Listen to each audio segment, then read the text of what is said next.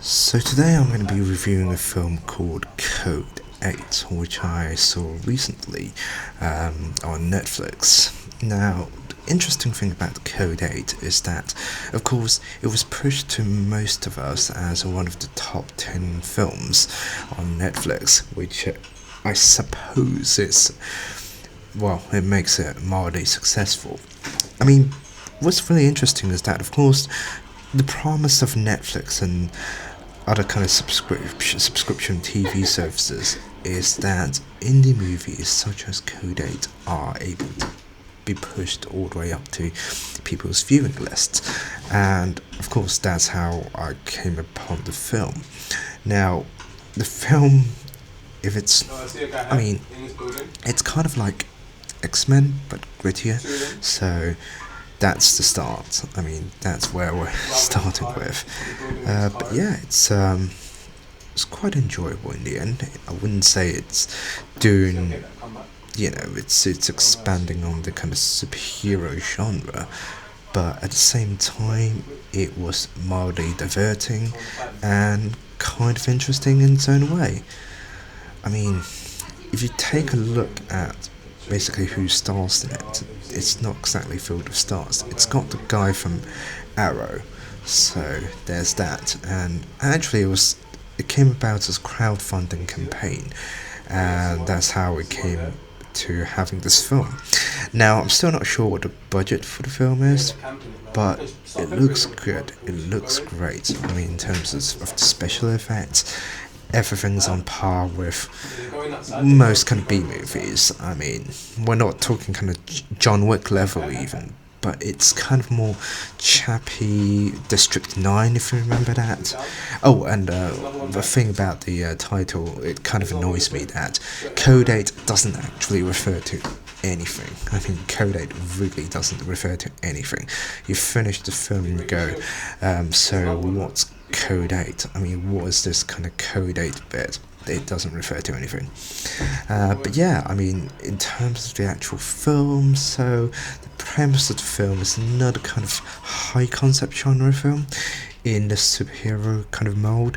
You could argue that it's kind of, it's gritty X-Men. It's X-Men doing a heist, and that really is about what you're getting with this film. You're getting an elaborate heist with people with superhuman powers. I wouldn't call them superheroes because it doesn't fit the mold of that genre.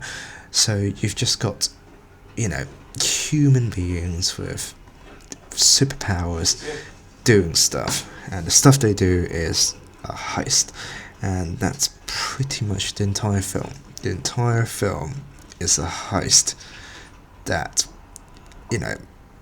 spoiler alert, it's got its twists and turns. I mean, it's okay. It's mildly diverting. Now, I mean, one of the coolest aspects of this film is the special effects. The special effects are really good. I mean, I have to say, there are these kind of robot police officers called Guardians that gets dropped from a drone, from like a big kind of like human-sized drone, and they land with a superhero landing. You know that thing that you got in Deadpool where it's like, oh yeah, it's a superhero landing, it's really bad on your knees. That's what they do. That's what they do constantly. That's the entire thing. And yeah, it's so there's that. There's the special effect. It looks kind of cool. And superpowers, I mean, you can see they're working for low budget. I mean, it's not much. Okay, so you've got a guy who can manipulate electricity. He's our main protagonist. He can manipulate electricity.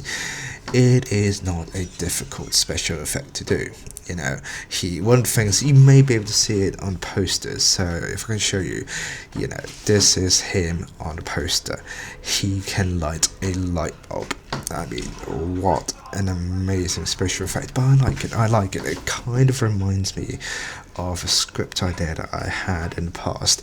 It's very reminiscent of another film back in 2009 called Pusher, starring Dakota Fanning. and Chris Evans, or Captain America. Yeah, nobody has seen that film in a while, but the whole point of the whole point of it is that it's a very simple special effect. So it's kind of just like, it's normal special effects. There's not much to it. It's it's just a very typical simple special effect that, yeah, it's like lighting a light bulb. That's it. So it's a light bulb. Again, look, the CGI robot police officers, they are genuinely really cool.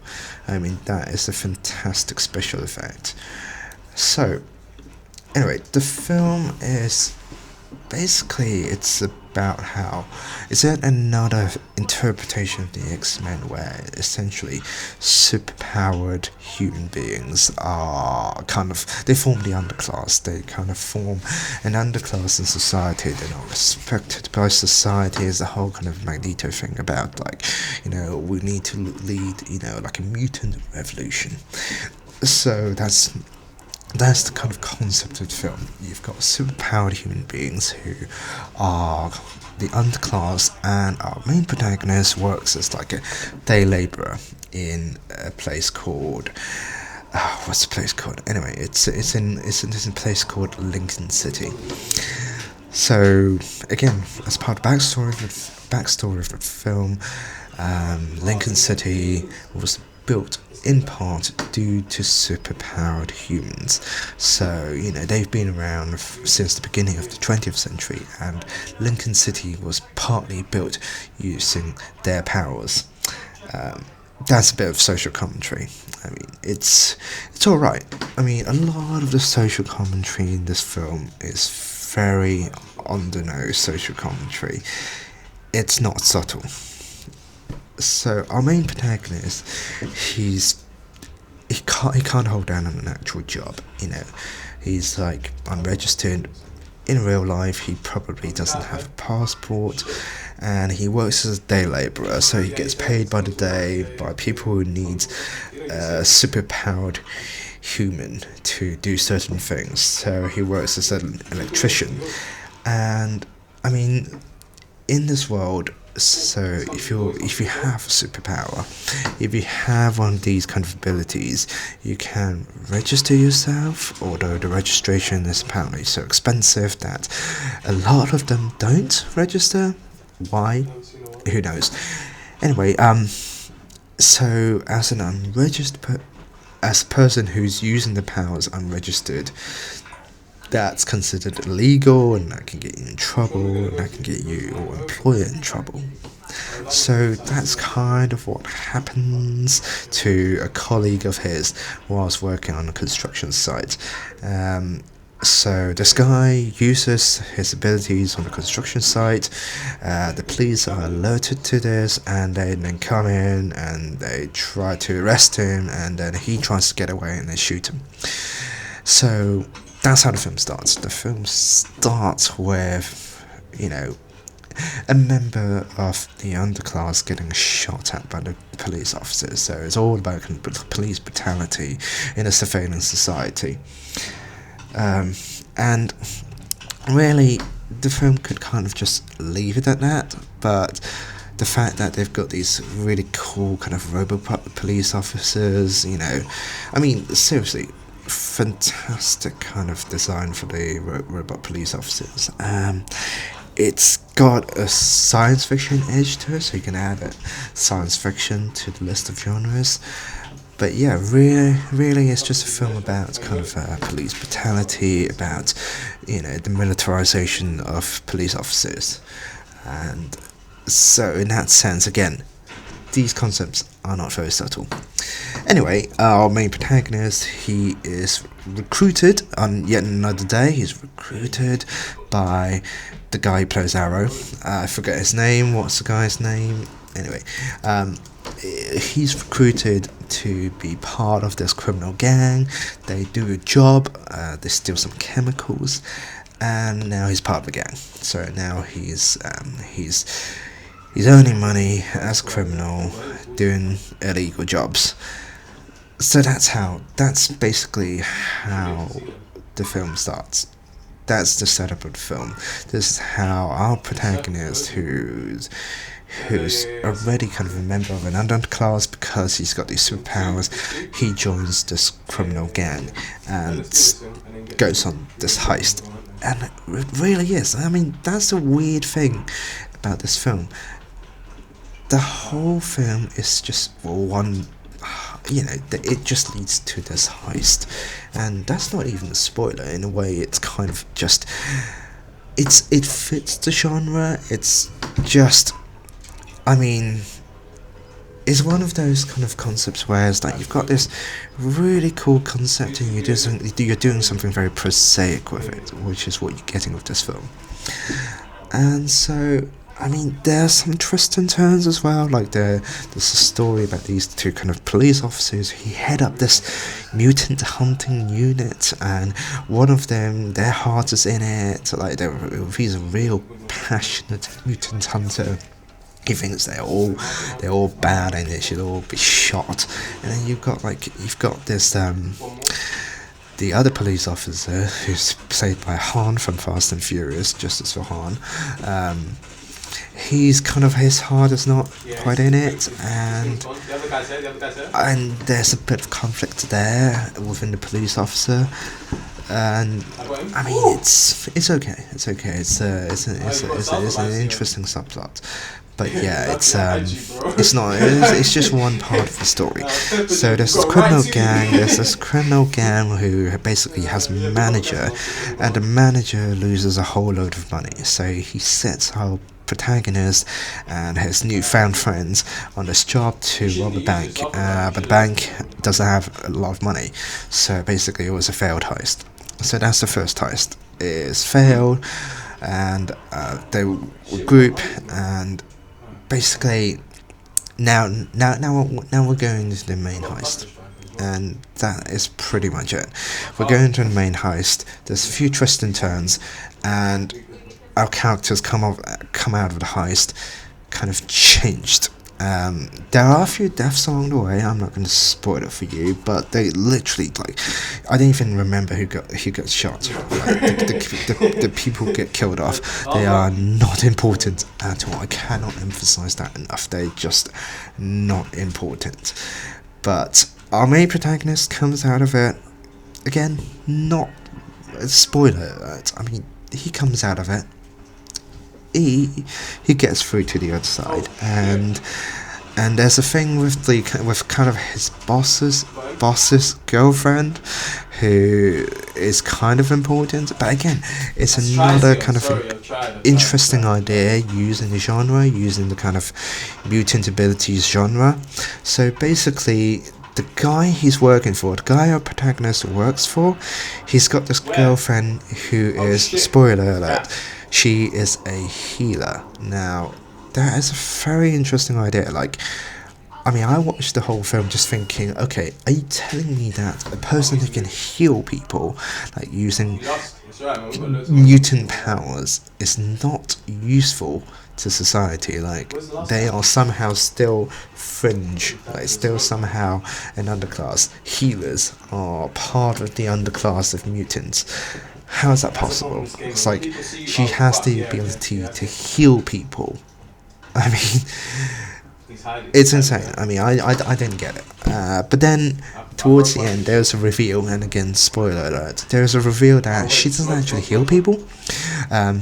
She basically transfers the ailments of the person she's healing onto herself. So there's this really, really cool thing where, like, she's healing our protagonist's scar. Like, he gets slashed by a knife, and she heals him of that scar, and the scar disappears. And then it's later revealed that the scar was mainly transferred to her. So a bit kind of like a Dorian Gray situation. And that's a really cool idea. The fact that she can't actually heal people, like these healers, like their mutant ability to heal people doesn't actually just magically erase it. There is a cost. And later on, again, this is a detail. There's a spoiler detail. Our main protagonist, his mother is dying of an illness, and he forces this healer to heal his mother, which of course just transfers the illness to her.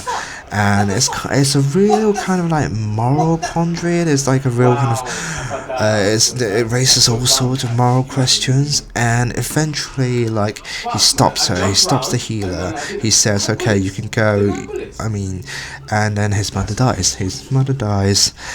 And towards the end of the film, basically, it's trying to go for like this kind of realistic ending where like the people who did this heist, they don't get away. It's not Ocean's 11. It's kind of like, it's trying to be realistic. It's trying to be intellectual and realistic, and describe what would actually happen in real life, which is that, even though you're committing a crime but you're a good person, you still have to go to jail, which is what happens. The guy who plays Arrow, and I just realised what his name is Stephen Amell. It's the actor Stephen Amell. He's like the most famous star in this entire film. His character, he gets away. So, main character, our protagonist, he goes to jail. But the guy who recruited him, he gets away, and now he's running the operation. His boss is dead. He's running the drug trade in the city. Okay.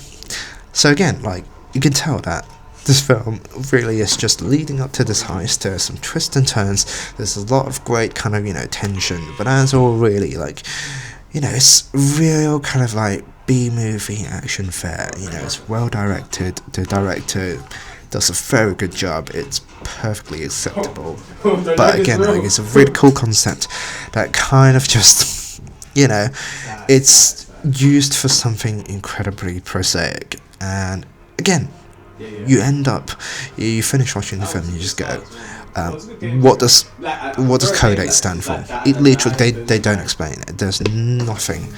It has nothing to do with the film. Code 8 refers to nothing. And I mean, again, it's a perfectly okay film. It's entertaining enough. CGI, when it's used, and it's used sparingly in that kind of District 9 chappy kind of way, it's very well done. But my issue with the film is that, I mean, the concept kind of falls down, but again, like, obviously there's a suspension of disbelief. Like, my thing is that a lot of these kind of mutants, they are still very useful to society, so I don't get why they get such a bad rep in the society they live in. But perhaps the most important thing about this movie is that it really is an indie film. It's so indie, and yet, because it's on a subscription service, because it's on something like Netflix, it gets a chance to be seen. Basically, a film like this would be a straight-to-video on demand. It wouldn't even hit the cinemas, and even if it does, it will lose a spectacular amount of money. But because it's Netflix, because people pay a certain amount of money each month to just get a whole library of stuff, a lot of which they would not see.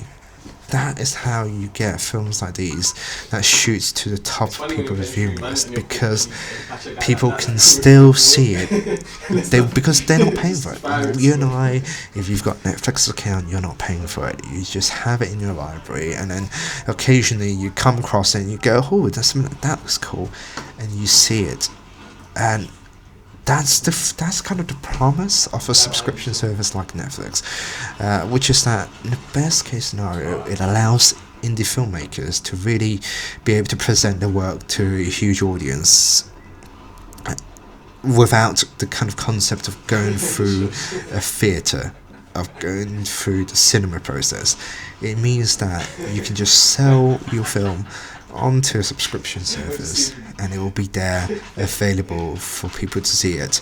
And if you're lucky, people will see it, and enough people see it, it appears on the top 10 of Netflix, and there you go, you've got a bona fide success. So yeah, in that sense, Code 8 is already a success story, even though it's not a great film. it is a perfectly acceptable film that would probably have lost money in cinemas, but because it's on a subscription service, people watched it. It kept people entertained for an hour and a bit, and yeah, great. This is good news for independent movies. So there you have it. That's Code 8 on Netflix. Hope you enjoyed. Hope you enjoyed my description and my review of it. And yeah, hopefully you can go check it out yourself as well.